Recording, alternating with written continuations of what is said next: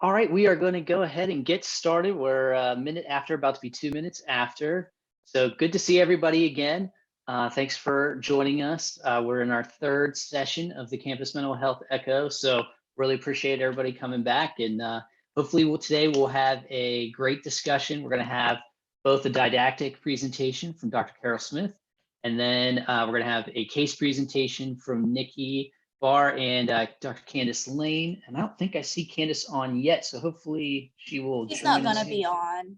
Okay, okay. All right, well, we'll leave it to you, no worries. But we'll go ahead and get started with the didactic presentation. Again, if you have any questions, please feel free to drop those in the chat. You can use the raise hand feature, and we will make sure to track that throughout the session today. So I will throw it to Carol. Carol, you're a co-host, so you can go ahead and share your screen and we can get started. Hi, everybody. Can you see the screen? Can you see the trauma-informed campuses slide? Looking good. Okay, good job. Hi, everybody. I'm going to keep this as fast and as brief as I can so that we can get to the case and also encourage discussion amongst ourselves, because that's the best way we can all learn. I'm going to be talking today about how to get started with creating trauma-informed campuses on your campus. First thing I'm going to do is start out with, okay, what's the difference between stress and trauma? So I'm going to keep going with that. Let me see how I forward the slide. There we go. All right, and this is Project Echo, and these are all of the people who are involved. You already know this. Okay, here are our 4 objectives. Distinguish between stress and trauma. Identify the percentage of West Virginians with an adverse childhood experiences score of 4 or more. I will explain what that is. Describe the effect of trauma on one's ability to learning capacity, and then name 2 actions that you can take to reduce the effects of trauma on your campus. These should be very achievable objectives. Okay, what is stress? We all know this. Stress is that feeling when your mouth says, oh, sure, no problem, while your gut says, oh, no, not more. No, that's not what we want to do. It's also having more to do than the time in which to complete it. So you have a resource discrepancy. And it's also the thing where you feel like you don't know what's about to come next. And in other words, that's much of adult living. It's just stressful to be alive.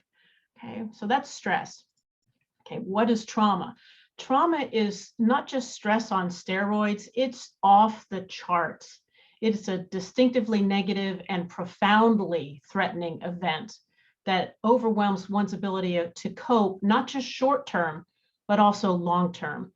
Something that's overwhelming in the short term can be described as a crisis. Trauma has long-term implications. And it includes things like witnessing or experiencing a life-limiting threat or harm to one's physical or psychological safety. Now, the DSM has taken the notion of horror out of the description for PTSD, but quite frankly, trauma almost always does involve some sort of horror. I mean, we're talking big ticket stuff here. And it is also a repeated pattern of work that is intentionally against you, that threatens you and that grinds you down to a pulp. That is also very traumatic, particularly when it occurs before you're 18, before you have the ability to defend yourself, when you're dependent on older people, those kinds of things. If you're not familiar yet with the phrase adverse childhood experiences or the original ACE study by Fawning and Anda, let me know and I can send you a link to it. But that's something we should all know, because it gives us the background for understanding what trauma is and what it does to a person. I'm going to go through the ACE study very, very quickly for anyone who might not know it. So if you do know it, you can, here's now's the time you can like go get a cup of coffee. This will take 2-3 minutes, okay? All right, the adverse childhood experiences was discovered by accident. Some people Fawning and Anda were studying why people couldn't maintain weight loss. And they started looking at people's medical records, and they discovered 10 categories of abuse and neglect and family deficits occurring before the age of 18. It's also known as toxic stress or traumatic stress or developmental trauma or complex PTSD. All of these are interchangeable topics. The problem is that a lot of people have ACEs that they don't realize they have, and they're very common in our lives, but they're not readily acknowledged. They do not have to define us, but as they accumulate, they do have an effect on us. ACEs, as they accumulate, has a stepwise relationship to all of the things that cause difficulties in our lives, dysfunction, disease, social problems. And if you have an ACE score of 6 or more, it literally has the potential to take 20 years off your life expectancy. So we're not talking about something minor. We're talking about major effects here. Okay, the 10 categories are these. They fall into overall 3 categories: neglect, abuse, and family deficits. You can see those there. If a person has 4 or more ACEs, then they are 3 times more likely to misuse prescription drugs, and they are 5 times more likely to inject drugs. And again, if you have 6 or more ACEs, that doesn't always, but it can take 20 years off of the end of your life. And here's the thing you need to remember for our objectives: 14% of West Virginians have an ACE of 4 or more. And you're going to ask, okay, where did that come from? It came from a study that was done by the West Virginia ACEs Coalition in 2018, and it was based on 2017 data. So it's about 5 years out of date, and it's actually likely underreported, but that's all right. But to put that in perspective, if you're teaching a classroom of 24 students, chances are that 3 or 4 of those students have an ACE score of 4 or more in your classroom.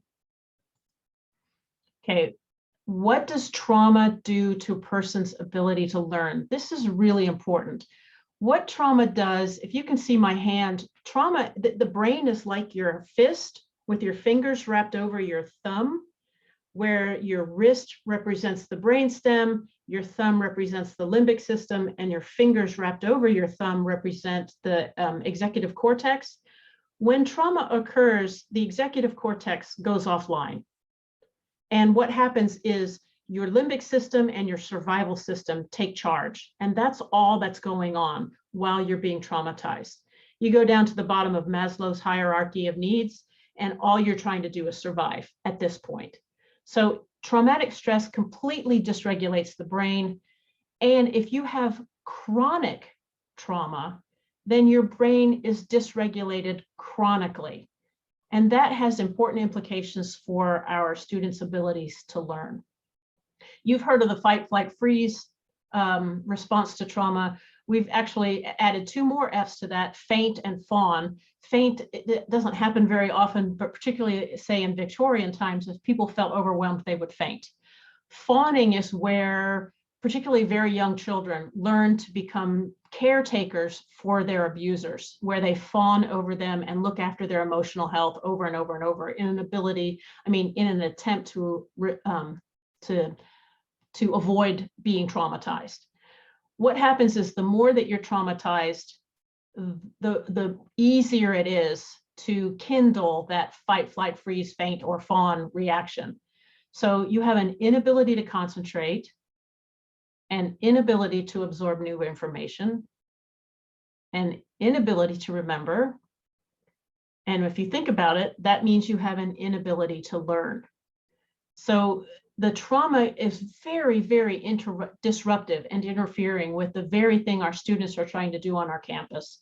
And so the more we recognize trauma when we see it, and symptoms of trauma in our students, the more we can help them get to a regulated brain state so that they are able to learn. Okay, trauma and education. Here's what seems to happen. Our preschool through grade 12 students tend to get passed along to the next grade, but they still lag behind their peers. Traumatized students, they lag behind their peers. And there's a linear relationship between academic failure, all the behavior issues, and too many of our adults in in lower ed and even higher ed say, you know, I can't deal with that. That's not my problem. I don't have the training for it. I don't know what to do. And so the student just kind of gets moved along. That's problematic, and we all need to be working on it. And everyone in the school knows when a student is being kind of pushed along, and they're just, they get bullied, they get teased, they know they're not doing well, the teacher knows they're not doing well, but they just keep kind of pushing them along, and it's not a good model for success. And then they end up on our doorstep as freshmen with even less structure than what they get in the grade school environment. Okay, trauma and resilience. Resilience is the opposite of trauma. Resilience is the ability to cope and to bounce back, to persevere. Resilience is also a sense of belief in self, which, trust me, people who are heavily traumatized have very little self-belief and very little hope. These 4 resilience factors come from a study done by Harvard. And if you're interested in finding it, just go to Google and Google the phrase Harvard Working Paper 13 and read that document. It's just an excellent document. They've identified these 4 core resilience factors, and that is a stable and supportive, available adult in the child's life. It doesn't have to be a parent, it could be anybody. A coach, a teacher, somebody in the neighborhood, but someone who is consistently there and available, even if they're not there every single day.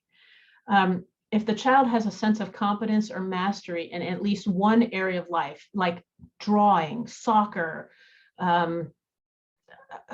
anything, jumping, you name it, if they have a sense of competency in at least any one area of life, that is a real resilience factor that you can build on. This is a very important one, this sense of belonging. And this is one of the things that we can foster in the college environment as well. Just embedding a person in a sense of their faith, if they have a faith background, or their culture, or their community, or their identity, and just the sense that you belong to something that is larger than your own life story. That is an immensely important resilience factor. And then finally, the executive functions like self-regulation and the ability to pay attention, those kinds of things. And the more we can develop those executive functions, the more resilient a person is going to be. Okay, trauma on campus. We already know this. It affects all of us. And once we recognize it for when we see it, we see that it's everywhere and that affects all of us. It's just everywhere. Okay, here's the problem on campus with trauma. What happens is we have this accumulated negative encounters between a given student and campus employees. And then a student gets a reputation, and pretty soon people are talking about the student, and then it's really problematic. Here are the solutions. Your own self-awareness of how you're interacting with the student is the key watershed moment. So if you can move from a defensive stance to a more collaborative stance, that will do a great deal to shift the stress level. And that goes along with the paradigm shift. And I can remember going through this shift myself when I first started teaching. Golly, I could get so much more work done if it weren't for all these students. Oh, wait. The students are the reason I'm employed. So, you know, making that shift to I'm here for my students. Being aware of that, what we call allostatic stress load. Allostatic's a fancy word for just the stress of life. Recognizing that our students are carrying around high allostatic stress loads that have nothing to do with what they're trying to do on campus or in the classroom. They've got family issues, personal issues, community issues, et cetera, that they're dealing with. So a kind and gentle and structured approach is needed. We all need to move from this thing about an attitude like, well, what's wrong with you? What is wrong with you? To, well, what happened? How can I help? And that's a very significant paradigm shift. And that will go a long way to diffusing tension in any interaction with the student. Okay, trauma on campus. What happens is we have students who have, for lack of a better word, deficits in their social presentation. They're anxious, they're depressed, they're angry, they're hair trigger, they're touchy, they have a chip on their shoulder, they have authority issues, they're loud or obnoxious or just, just generally inappropriate. Maybe they lack the executive functions, things like being able to take somebody else's perspective, being able to sustain their attention, being able to keep their emotions at least at some level of equilibrium. Things like planning and putting things in sequence and prioritizing and time management. All the things that we adults take for granted actually are still very much coming on board and online and in process with the age group that we're dealing with. These things don't fully come online till around ages 25 to 29.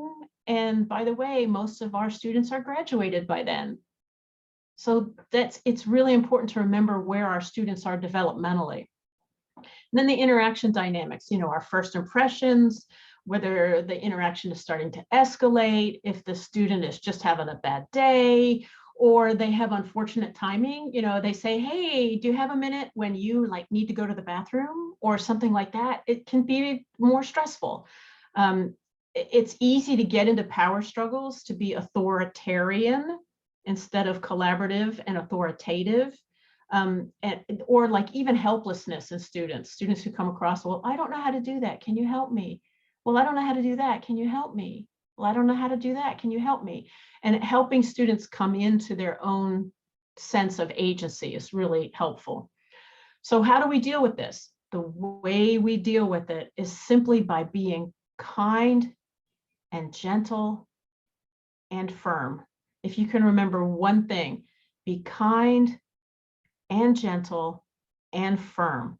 Don't take it personally, because it's not about what's going on between you and the student. It's about what's going on inside the student.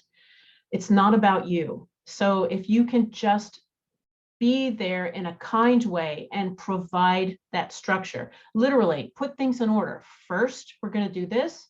Then we're going to do that. Before you do this other thing. Literally use structuring words in how you talk with the students. And that can really, really help. And then finally, employ your very positive expectations for a student. Tell the student, hey, I see you. I believe in you. I know you can do this. I have very high expectations for you, and I can see you growing to meet them. If you use that kind of approach, that really will help the students. And it does empower them to want to move out of a sense of helpless into a sense of courage to try something new. Okay, finally, what are trauma-informed, resilience-infused campuses, TIRI campuses? It's really a simple set of structures and mindsets that you use to train everybody on your campus. Everybody. If they're employed by the university, they need to understand how trauma affects learning, how trauma affects personal interactions, and then use your resources that are already on your campus and network like crazy to help know who you're going to call when something happens, who knows about this, who's good at that, and then be able to build that network. It takes some time. It takes some time to identify your specific needs on your campus. For instance, I work at Marshall University. It's a pretty big university. We have a lot of resources. There are still some specific needs that we have. So you're going to want to take that and advocate to your higher administration over and over and over and over and over and over again that you need these things. And then find ways to support one another across your various departments and offices within your university. And then finally, keep learning, keep reading. Do the things exactly what you're doing now by coming to these trainings and any other trainings you can get your hands on. And then just don't stop. Just don't stop. And the things that you can do on your campus to create a trauma-informed, resilience-infused environment affect everything. It can be anything from like the art that's hanging on the walls of the I'm blocking on the word, the places where the students stay, their dormitories. Thank you. Oh my gosh. Do things like poetry readings, rapping, step parties, if that's where people do these movements in unison. Have professors camped out on the campus with Ask Me Anything stations. Just have them sit there with an Ask Me Anything sign in front of them, and just have them be there to help answer questions that the students have about anything. Wander around and ask students, hey, how are things going for you? Nap pods, quiet corners, nature walks, places to sit outside. You could have fresh baked cookies day if that's affordable and in your budget for your university. Music jams, which are just groups of people on campus playing instruments. I don't know, you name it, walking labyrinths, prayer boxes, meditation spaces, encouragement of the day sent out through the text feature that you already have to, alert students in an emergency. Why don't we send out texts of encouragement every once in a while? Hey guys, this is just a test where you're going to have a great day today. Those kinds of things. Anything that's like that can create a trauma-informed, resilience-infused campus. The most important thing is to learn your resources in your campus and to network with one another. Okay, that was really fast. I hope I went quickly enough. And if you need to contact me, here's my contact information, carol.smith@marshall.edu. And I'm going to stop the share and we can have a conversation now. Thanks, Carol. That was great. You were perfect on time. I mean, so kudos on that, but we will open it up to questions and discussion following Carol's talk. What's on people's minds?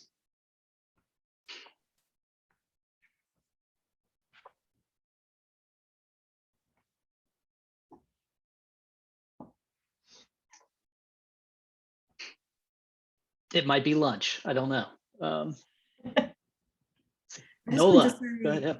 I really loved that Ask Me Anything station idea. I'm very, very interested in that. And I'm curious about how that went, if that's something you guys were able to do on your campus. Frankly, that was just an idea I had while I was writing the slide, but it would be such a simple thing. I mean, seriously, you put a table out and a chair out and, maybe the person's got a little sippy cup, adult sippy cup with them, and just literally have a sign out in front that says, Ask Me Anything. And then have a sign-up sheet for your faculty who are inclined to do this sort of thing. And, you don't have to be out there 24/7, obviously, but to be on campus and just do this and it has to be regular. It has to be where the students go, oh, this is a regular thing on lunch, during lunch hour every day, or Monday, Wednesday, and Friday. There's a professor out there who's willing to just field questions. Yeah. Or it doesn't have to be a professor. It could also be somebody in student affairs or just anybody. I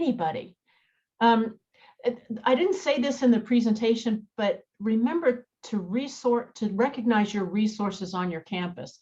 And everybody who is employed at the university is a resource. I'm talking about custodial workers, night security watchmen, the maintenance people, the grounds people, just people wandering around who students may recognize as responsible adults. Just anybody can be a resource on campus. And I think all of us need to understand what trauma is and what it does to a person, so that because it's so easy for us to take things personally. And it's not about us, it's about what's going on inside the student. I think I'm always brought back to the idea of where John Wooden was talking about success with his basketball players. And he said that every year he taught his new players or all his players how to put on their socks. I think oftentimes we assume that students come with the skill sets that they need to go forward and do things the way we want them to do. And the truth is, we have our own persnickety little, ways of doing things, and they can't know them. And then B, they just haven't had this, they don't know how to do things. So I always kind of start with that initial, these are the expectations, people are going to expect, and just kind of teach that again and again and again, the basics. When I taught school, even the seniors, I would say, when you have a question, please raise your hand.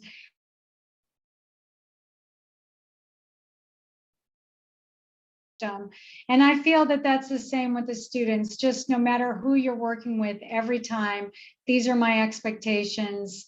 And I teach them how to work well with me, so they know.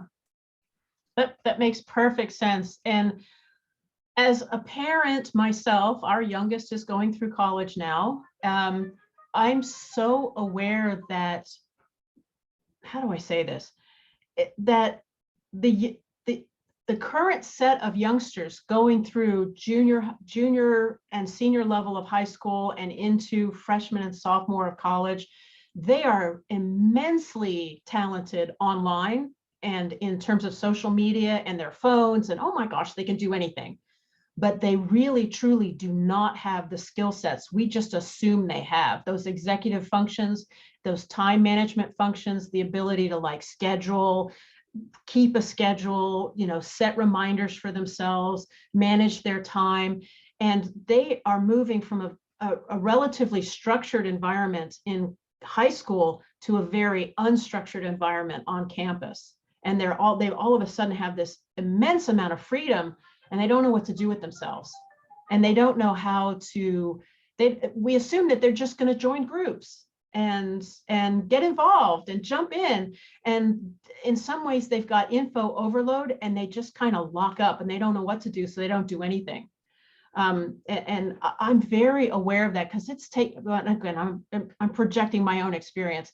It has taken a lot for us to get our own son to start to take advantage of all the resources that are at his fingertips at this university. Oh, it makes me crazy. There's all this stuff there, and he's not taking advantage of it. And I don't think he's unusual.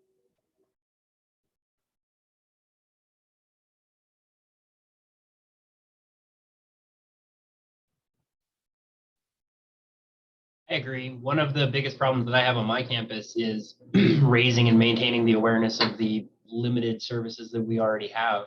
I literally have it in my syllabi. I have it in my course information. It's a question in my syllabus quiz. And I'm finding that by midterm, it's already gone like 100%. They don't have any clue that we had anything. Even some of them that have used some of the services are completely it's gone. They have no idea there are things there available for them. And so I'm finding that I'm spending a good probably 15% of each one of my lecture periods just basic housekeeping, checking in and things like that, just to make sure that awareness maintains. Well, and that's still really not showing good. up in the numbers. Yeah, and it's good that you're doing the repetition. Here's the other thing. The old advertising adage that takes 5 points of contact before someone remembers your name. It's the same thing with understanding what resources are available on a campus. We just have to repeat it over and over and over again. And a lot of times it doesn't register with students until they have a specific need for it. So I think what you're doing by repeating it midterm and putting it in the syllabus and, doing these sort of public address or public service announcements in your classes, all those are great. Those are great things to be doing.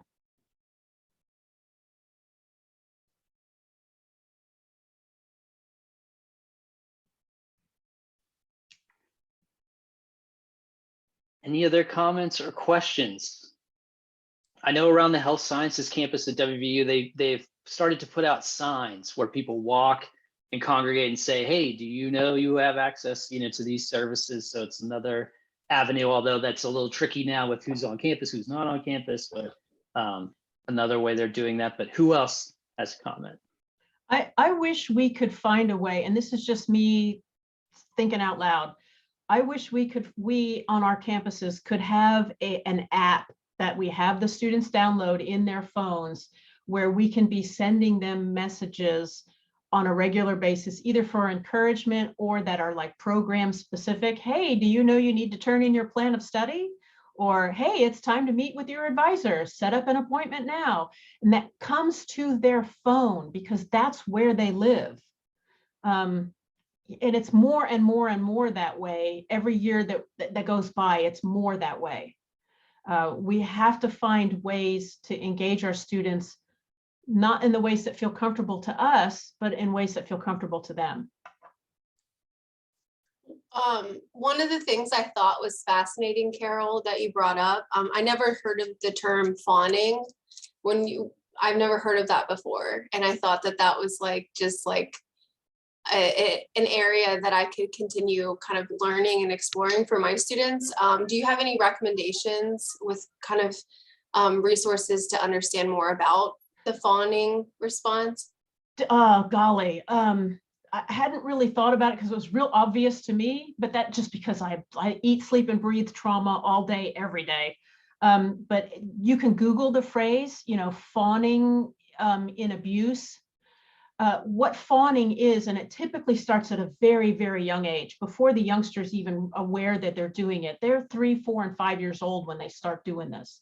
They're exquisitely sensitive to the emotional atmosphere in their home, and they know when the abusive person is starting to get on edge, and they just intuit it. And so they go get their slippers, they go turn the TV to the abuser's favorite program. They show that, they bring them a cookie, they show them their artwork, or they get out of the way completely. Mm-hmm. They know almost instinctively what to do. And what has happened is the roles have flip-flopped.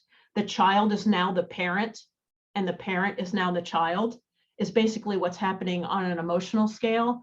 And these youngsters take that skill all the way through. And they'll show up on campus with that, and they want to make sure their teacher's okay, and they want to make sure that their resident advisor's okay, and they want to make sure all their friends are okay, and they're like this emotional caregiver for everyone, and it's actually a self-defense mechanism, and it's not healthy, but it's what they learn to survive. Yeah, I've definitely noticed the pattern, and I didn't have a word for it, so thank you. I'm going to continue doing research on it. Thank you. Well, it again, like any other shorthand, you have to be careful how you use it, because it can become a label, and you just have to be careful how you use it. Yeah. I had a couple of great comments in the chat. First was Elizabeth, her experience in undergrad. I believe she said there were some of those spaces where there were the nap pods and kind of get zone out kind of places, which is good. And then we had Anne mentioned that there are some apps that can do kind of the things Carol was mentioning, almost thinking of it as like my chart for your, for your mental health. And RJ, great addition with Headspace and Calm. Those two apps actually have free accounts for EDU addresses. That's awesome. So that's great. And then we had a Nola, great definition for fawning, and then Kay with the link, which will to another resource. I'll put that in the recap as well, but feel free to click on that so you can save that link for later viewing. So this is great. Let's see, Paul, at Marshall University, we have WellTrack app for every student, staff, faculty, which is mental health resource. Great. Sounds like there are some opportunities, just need to get them kind of to the people that need them. Yeah, and that's another thing that is just a point that we have to constantly talk about, is these lines of communication. I work at Marshall University. I know Paula at least a little bit, and I didn't know we had that. So yeah, it's just constantly talking about what's out there, what's available, and repeating it all the time, and just asking questions. And sometimes it's not knowing what's available, it's just knowing who to call. Sure. Who to call when you have an issue. And Carol, we were able to get that through that GLS grant. Okay, And then Michelle Biggs, when the grant ended, Michelle Biggs was able to have the foundation to sponsor it for another year awesome. for our students. So we've been real fortunate with that particular piece. But if you guys get a chance, check that out. I know Nikki and them use it in the counseling center. They're able to, the student is actually able to download, right, Nikki, and talk to their counselor. Yeah, they can, we can see there, if they approve it, we can see how they're doing, and look at their mood, like they track their mood, and we can review that in sessions. Wow. That's great. Susie, thank you for the information on the Help for West Virginia line. We'll make sure to add that as well. And then I put Janet- that Help for West Virginia line in all of my courses. It's in the Start Here orientation page. Okay. Any other questions or comments before we transition over to the case? This has been great, though.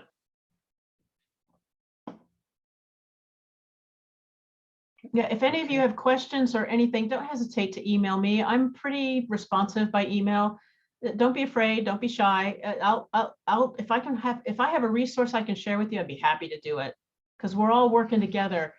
You know, we're all pulling together. The fact that you're spending your lunch hour doing this says a lot about how much you care about our students. Very true.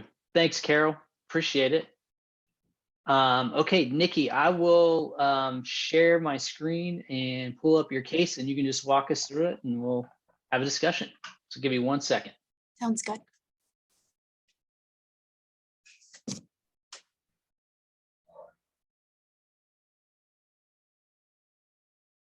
Okay, feel free to take it away. Okay, so our center within the last 3 years has really, massively exploded. So where we used to not have a lot of protocols in the past, we are finding it that we really need them now. So we're just like over time trying to figure out how to run a huge center. So we have had a couple of different crises the last couple of years. I've only been employed at Marshall for 3 years, so I can think of a couple over the last few years. So one situation where a student had jumped off an apartment building.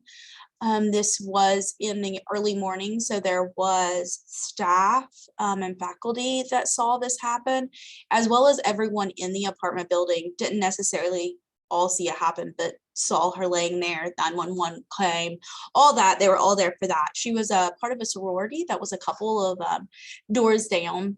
So they ran down. So some of the girls saw her on the ground. Some of the girls, just heard it and was very upset by it. That was one situation that we had a couple years ago. This year, last year, but this academic year, we had a student who was hit by a bus or a car on campus, and actually passed away. That was a very traumatic incident. It was not a situation where an ambulance came and left. She was actually left in the road with a sheet over her for about 6 to 8 hours. So in that situation, we had different ways that we handled both, but we really this summer are going to try to work on doing better at having a specific protocol in place to where we're just not knowing what to do. So with the first situation with the student who jumped, we ended up where the sorority was super involved. We ended up going to the sorority and having kind of split up group counseling sessions. And then everyone got our contact information, and we were able to follow up with them and make sure that they're doing okay. We checked on faculty and the staff that had witnessed it as well. We ended up that day, I think when she jumped, everyone rescheduled their day and all counselors were readily available. With the student who was hit by the car, it was a little different.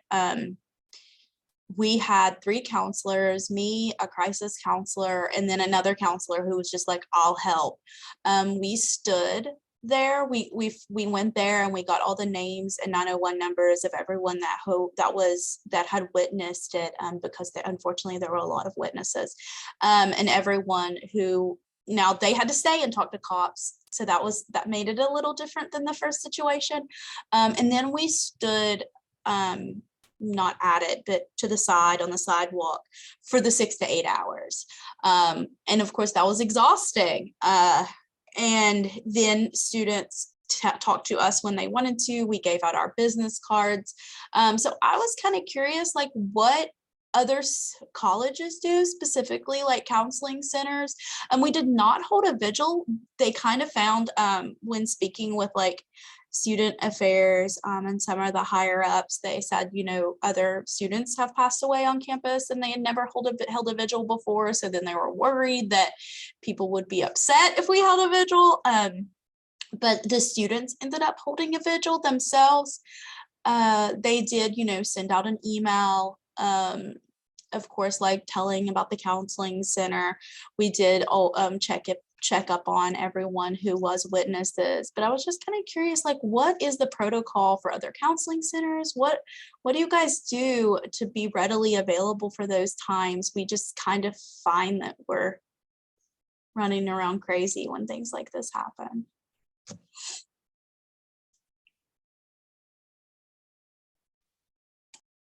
Thank you, Nikki. I'll leave the case up here so people can call back to it just for a couple more minutes, and then I'll take it off so we can see everybody. But who would like to start off with any clarifying questions or just discussion in general?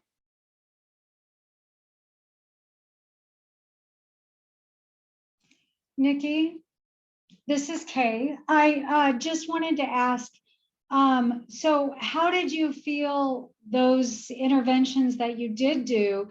How well, like, how were those strong, and what were the weaknesses of responding in the way that you did? I would say with the, I think with the girl who had jumped, she did not pass away.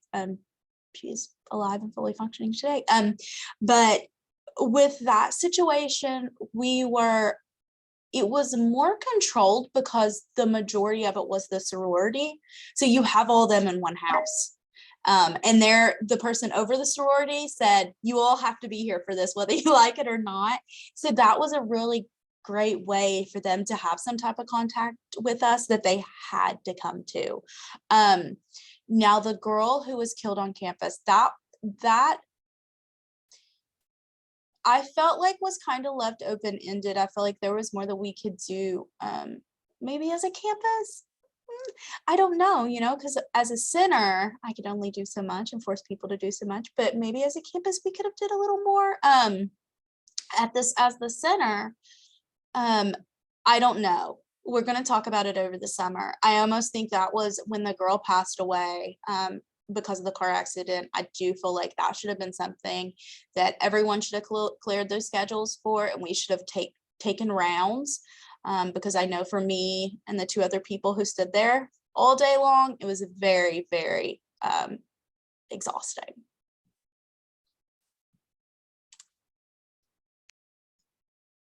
Nikki, I'm wondering, does Marshall have a go-to set of volunteers who can, if they can't drop their schedule right now, maybe someone within that core of volunteers could drop their schedule and go be present? I mean, I'm thinking of a number of various people who would be a very calming presence, to just be there near the area, be able to answer questions, be there for the students. Yeah. That was unfortunate that it came at your feet and you were there for 6 to 8 hours. Yeah, we had Michelle Biggs came for a little bit. She was one of the first people there, actually. She's who called us. She was there for a little bit. And then I believe Lisa Barton was there for a little bit over conduct. But Michelle Biggs is the student advocate, one of the assistant deans for student affairs. Matt, I might have been there. I don't know. I don't remember.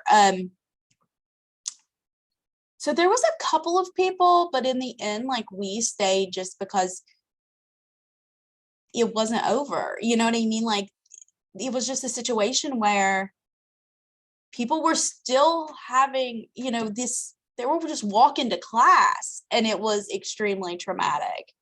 Oh my gosh. I mean, I don't understand why it took so long. Yeah, And why probably. it was just so incredibly visible.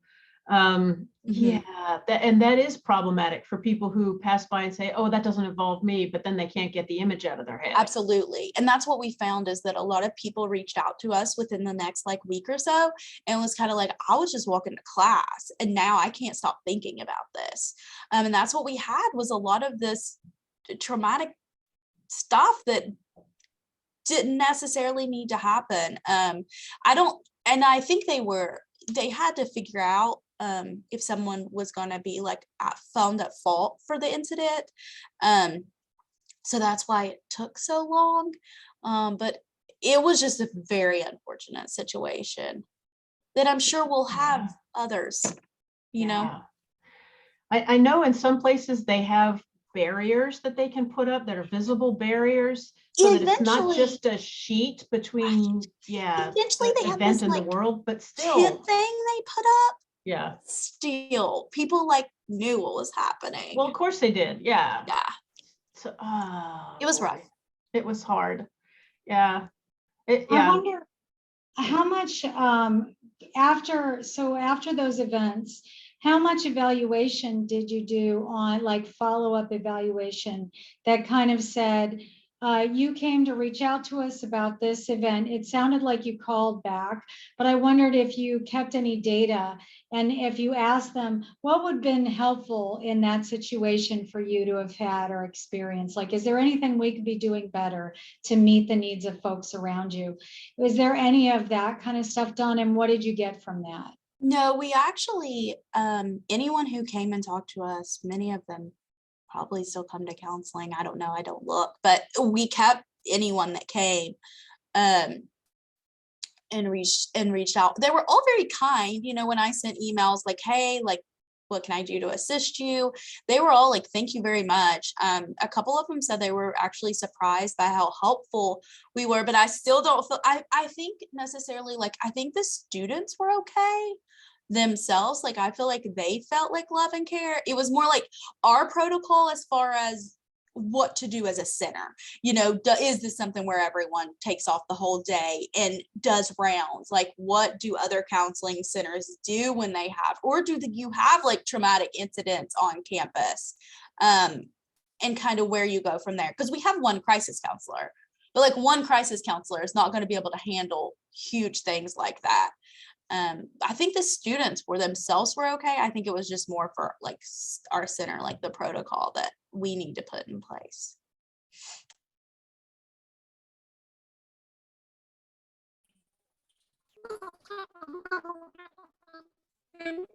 Kurt. Hey, Kurt. Kurt, we're having a hard time understanding you. I'm not sure what's going on with your audio, but no, it's really muffled and high pitched.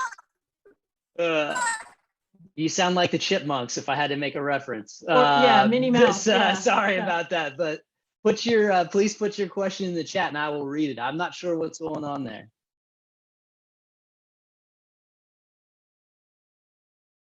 Anybody else while we're waiting on that chat? Nikki, I had a question, and I think back on my days when we had an employee assistance program, and part of that was crisis intervention at for instance, if there was a death at a company that we had an employee assistance program with, that we would send crisis counselors out to that setting. And they noted that there was a big difference between immediately when the event was happening or right after the event, and then the longer term needs. And did you note any differences about the kinds of things that people needed at different times? You know, they felt like they weren't doing true counseling at the very beginning, right after the event came out. They were just making sure everyone was safe. And then after that was when the real needs came in. And we actually changed our program. So we said we would be there within the first 24 hours, as opposed to, you know, right at the time of the event, because that was something that was very different for our people to try and manage. I was just wondering if you had any insights into that and how that worked. Yeah, absolutely. So we actually, when we first went over there, some of the people who had actually seen the event, they had that trauma response where most of them was like, no, I'm good. I'm great. I'm going to go to class. And I'm like, we're kind of like, okay, well, you just saw something very traumatic. Like, you may need a minute. And they're like, nope, go into class. Got to take a test. And we found those people reached out days later. Those are the people that were like, yeah, you're right. I'm having a hard time. Whereas we did have a couple people walk into counseling that day. I think there was 3 or 4, but we definitely had the people who were, who ended up having to talk to the cops. They reached out later.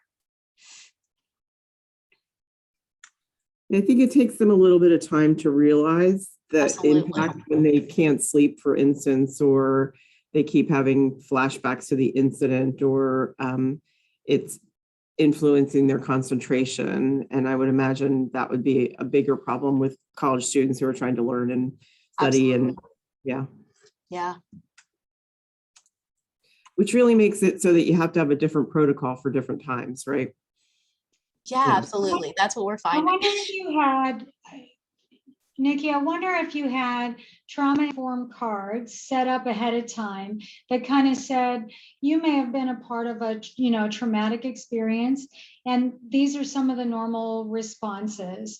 If you may not be feeling something now, but if you find yourself, harboring thoughts or doing whatever, that you could at the event have those pre-made and then hand those out so that even students, from your office or whatever, you could have GAs kind of helping with that sort of thing. So it's not as intensive at the moment. And if you're feeling something right now and you want to go to counseling, then you'd have open pockets of someone during the day covering those spaces for those I need to talk to somebody right now kind of moments, rather than everybody all hands on deck at the moment, because that's what you're saying. It seems like it's more of an aftershock sort of thing.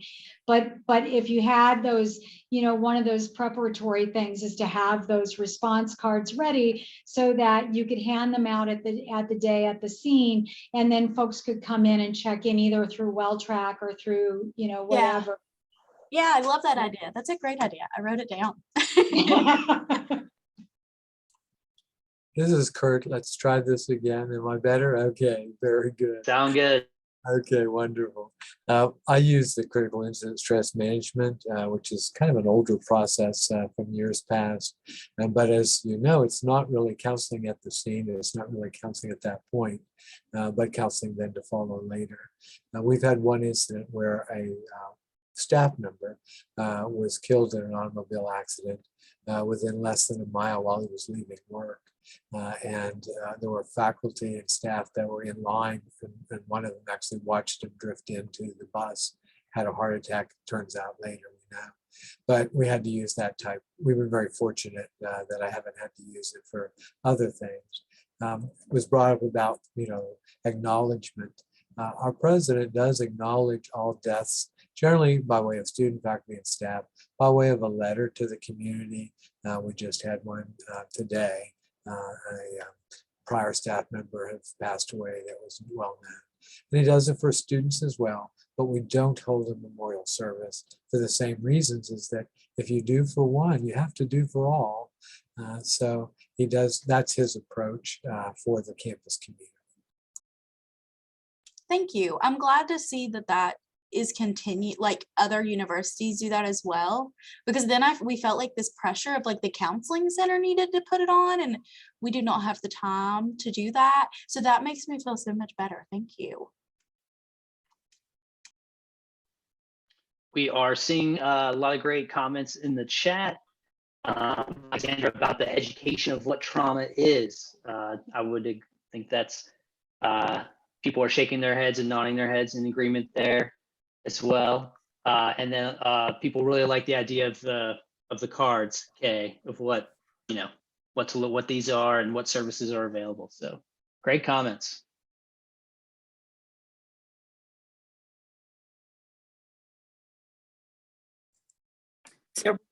well, it's been a couple years ago, we had a student death in the dorm due to a medical reason. And this student was not only a dorm resident, but member of a sports team. And so we set up a safe place for folks to come and talk with us. It was myself, because we're a one-person department, and the chaplain, one of our faith leaders in one of our faith groups on campus came. We also provided the opportunity for students to write notes or letters to the family members of the particular person, which was very healing. And of course, they were there. We were there to talk with them if they needed to talk. We did that year have 4 deaths, all due to medical reasons that were related to campus. And we did have a memorial service. It was, created by administration with, again, some members of our local faith community, as well as the students' families being given an opportunity to speak. And it was a very, very healing service, but it was at the very, very end of the year. Diplomas were awarded posthumously, and it was a very, very healing event for everyone. I love that. Thank you so much. I definitely put like the safe place for people to come and talk, maybe like outside of therapy. Because of course we were like, please come, like we have walk-ins every day. So of course we were like, please come in. But I wonder if we did something outside of the counseling center itself and with other like faith leaders on campus. I think that's a really good idea. Thank you. We also, the faith leader and I also went to meet with the team as a whole.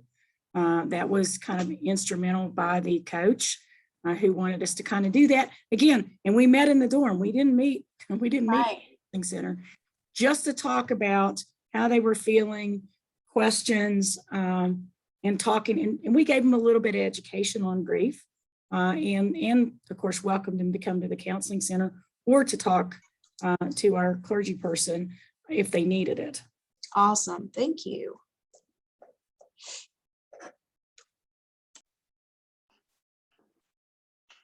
We're about 2 minutes till our time is up. I did want to mention Susie had to jump off, but she put in the chat about door hangers. And so informational things that are hanging on the doors. I remember back in the day, I used to get those. So I think that's a great idea. But if there aren't any other comments, we'll do some housekeeping here and we'll get everybody out on time. But I really want to thank Nikki again. That was a great case. Thank you for presenting. Great discussion by everybody. Thank you for all your comments. Then let's see, one more chat here. Let's see, want to throw out there, please don't forget about intersectional and racial trauma. Yep, I mean, yep, absolutely. Absolutely, great comment. Okay, if there are any other comments or questions, just a reminder, next session is going to be on the 15th of March. Same time and everything, use the same link, everything will be the same. If you have any questions between now and then, please let myself or Carolyn know. Carolyn's on the call. And also, if you have case or discussion or just a question in general, it doesn't have to be a full case, just you have questions, please send them to us. We'll make sure they get answered during the session. And if you are able to be on the session, we'll even ask you to just go ahead and ask the question to the group. So feel free to do that. It does not have to be a full case if you don't have one, but if you do, please submit that next time. Okay, the next topic, I'm gonna have to turn to Carolyn because I'm drawing a blank. What is the next topic? The next time we're going to be talking about legal issues in campus mental health. Okay. All right, everybody. We will see you in 2 weeks. Thanks again.